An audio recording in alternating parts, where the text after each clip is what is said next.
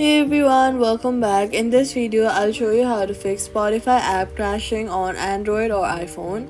First, swipe up from the bottom of your screen, look for Spotify, swipe it away, completely closing it.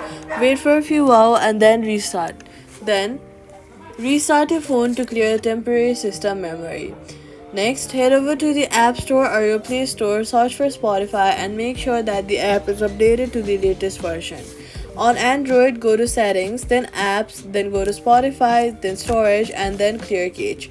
Then head over to your Settings app again and then go to General, then iPhone storage, and make sure that your device has storage. If not, then free up space if needed.